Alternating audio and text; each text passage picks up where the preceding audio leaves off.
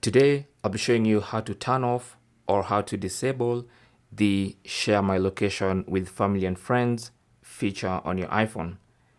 Now for this tutorial, I'm using the iPhone 14 Pro running iOS 16, but these instructions should apply to other iPhone models as well. So go to settings. On the settings page, tap on your name at the top there, the first option, and then tap on Find My.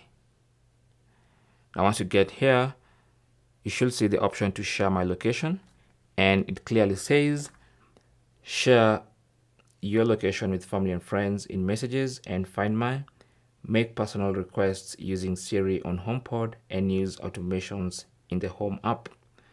People who can see your location will appear here. So there's going to be a list if anyone has been given access. If anyone has been labeled as family and friend, they're going to be listed here, showing that they can actually see your location. So to turn this off, simply turn off that toggle button. Okay, simple as that. As soon as you turn it off, you've now disabled the share my location with family and friends on your iPhone. Then now you can hit the back button all the way back to the home screen page. Thanks for watching and good luck.